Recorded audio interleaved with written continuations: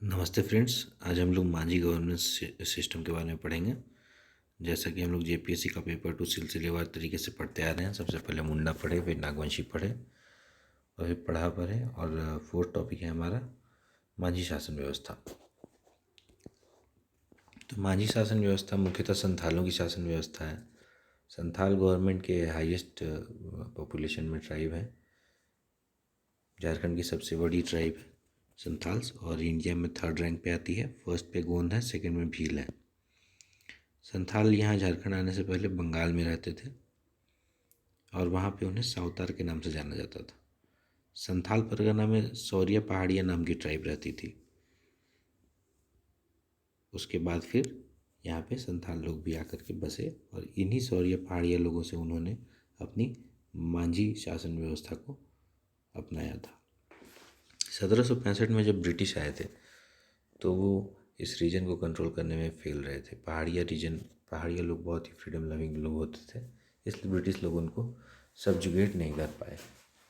इसी कारण से 1832-33 में दामिनक कोह रीजन बनाया गया, जिसमें 1338 स्क्वायर मीटर एरिया को पहाड़िया ट्राइब को दे दिया गया था।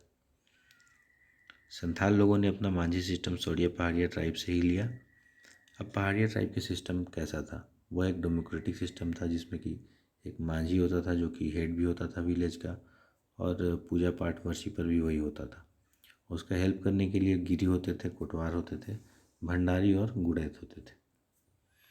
अब विलेज में एक ग्राम पंचायत होता था, जो कि विलेज में किसी भी प्रकार का सेक्सुअल ऑफेंस होगा या कोई फॉरबिडन सेक्स का मामला होगा या डाइवोर्स होगा या थेफ्ट होगा, चोरी होगा या लैंड डिस्प्यूट होगा, तो उसको ग्राम पंचायत अपना निर्णय देगा। अब कई विलेजेस को मिला करके 15-20 विलेज को मिला करके एक हेड होता था, जिसको कि नायक बोलते थे, और 70-80 विलेज को मिला के जो हेड होता था उसको सरदार बोलते थे।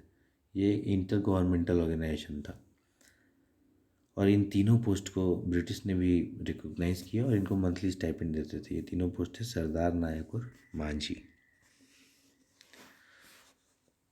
तो ये जो प्रीवियस सिस्टम था आप लोगों ने देखा, ये पहाड़िया लोगों का सिस्टम था, जिसमें कि मांझी था, उसके बाद फिर नायक था, फिर सरदार था।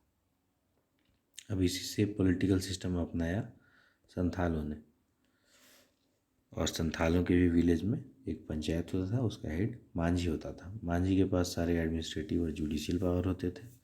वह ग्राम सभा बुलाता था किसी भी लड़ाई और झगड़े के मामलों को सुलझाने के लिए, रेंट कलेक्ट करता था और परमिशन देता था मैरिज रिलेशनशिप इस्टेब्लिश करने के लिए।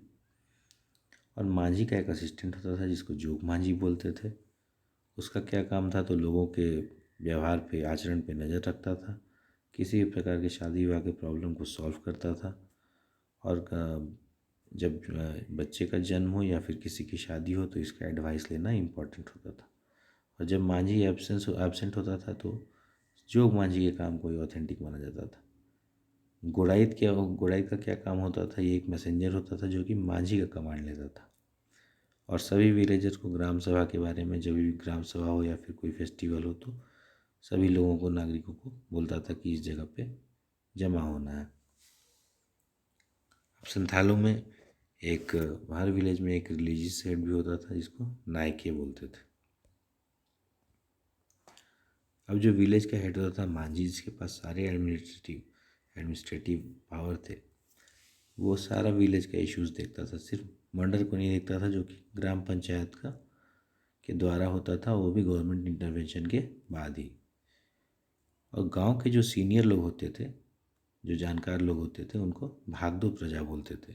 वो लोग डिस्कशन में, पंचायत में अपना ओपिनियन देते थे, झगड़ा वगैरह के निर्णय में अपना ओपिनियन देते थे।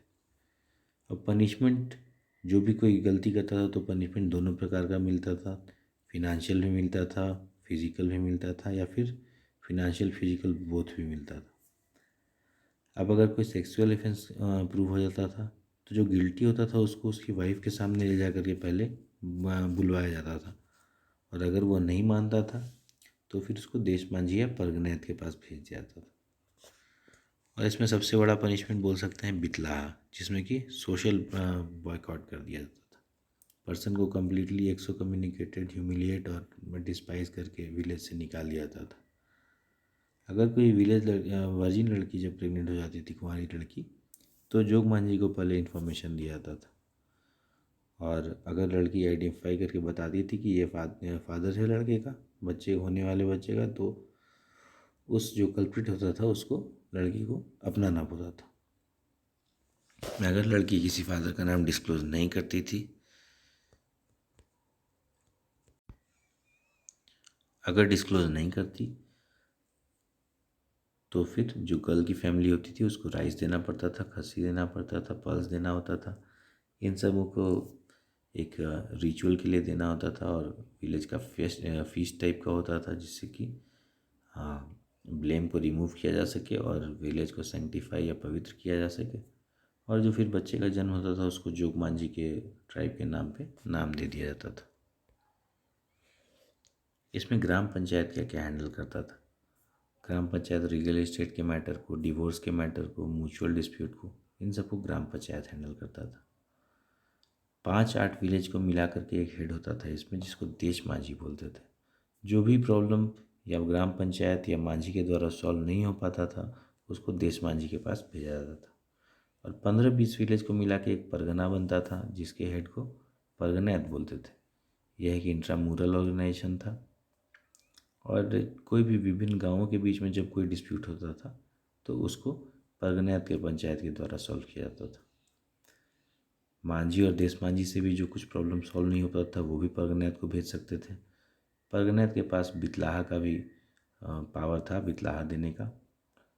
अब आज के डेट में गवर्नमेंट पंचायत भी इस्टेब्लिश हो गए हैं, तो ट्रेडिशनल पंचायत का पावर तो कम हुआ है, लेकिन फिर भी दोनों पंचायत मिल के काम करते हैं। अभी भी परगनैत जो होते हैं वो सोशल और मैरिज प्रॉब्लम जो विलेज और उसके उसके एरिया में जो भी विलेज होते हैं, वहाँ जो प्रॉब्लम होते हैं उसको रिजॉल्व करता है।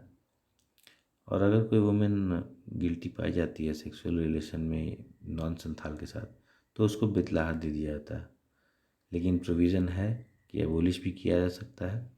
अब इसके लिए एबोलिश करने के लिए क्या करना होगा, तो एक लार्ज कास्ट फीस देना पड़ेगा, बड़ा भोज देना पड़ेगा, और साथ में माफ़ी मांगना, अपोलोजाइज करना पड़ेगा। संथाल लोग जो होते हैं वो एक कलेक्टिव लाइफ को रिकोगनाइज करते हैं, मतलब सामूहिक लाइफ, सामाजिक लाइफ को रिकोगनाइज करते हैं।